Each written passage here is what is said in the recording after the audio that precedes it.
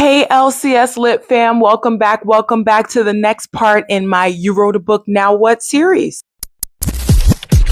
Check this out.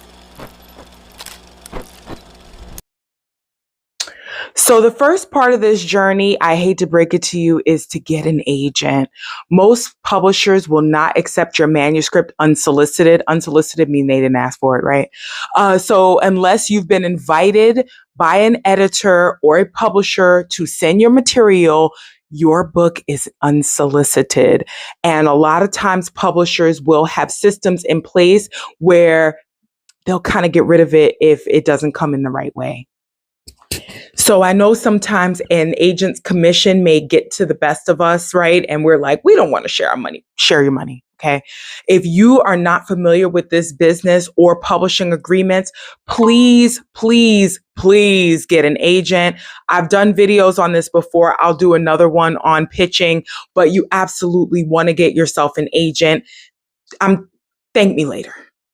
You're working with the agent, right? And you probably feel like, hey, I already paid to have my book edited. I've done the work. You're going to do more work. Okay. You're going to edit the crap out of that book before it sees the light of day. So just be prepared when you start working with your agent. They're probably going to have some more notes for you so that you can get your book into shape that they see fit for their contacts. Okay. Agents don't get paid unless you get paid. So trust me, if they're giving you advice and giving you tips on what to do to get that project ready, believe them, because they're not here to waste time. You know what I'm saying? They're here to make you money. They're here to make themselves some money. So they're absolutely going to give you the best advice possible to get that book or proposal into shape so that they can pitch it on your behalf. Now, as much as we like to think editors just sit around and read all day, they don't. They don't. Okay. Editing and reading is probably 30% of an acquisition editor's job. If you guys are interested in what acquisitions editors do at publishers, let me know in the comments below and I'm happy to do a video on that.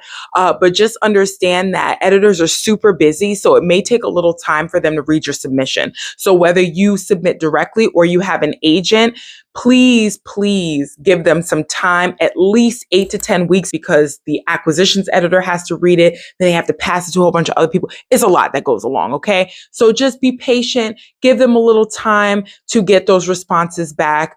But once they do, that's where the fun happens. The main pros that I said of self-publishing was that you have all the control. Well, if you have a publisher who has invested in you, paid you in advance, sorry, they have the control. However, most publishers will work with you. So they'll work with you on the title. They'll work with you on the cover. They'll also have a chat with you about publicity and marketing. And whether you traditionally publish or self-publish, please understand you're going to spend that time to promote your book. Now, if you have a budget for a publicist, I will always recommend that you hire your own outside publicist, because publishers will give you a publicist, but it's nothing like, whatever you have invested your time and money in. And understand that the publisher will probably only work on your book with about 4 to 6 weeks before and after the book comes out.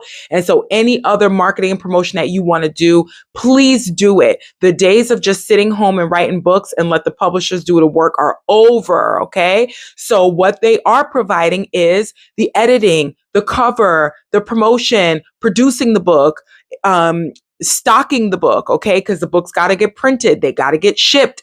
So I would say your biggest advantage of traditionally publishing is they're paying the money to get your product out there, and they're taking the brunt of all the legwork, which is why they're going to have the majority of the control. So again, the biggest pro about traditionally publishing is they take on the brunt of the work. They also take on the brunt of the budget and spending, okay, so that you can focus on writing your books and hopefully making money, right?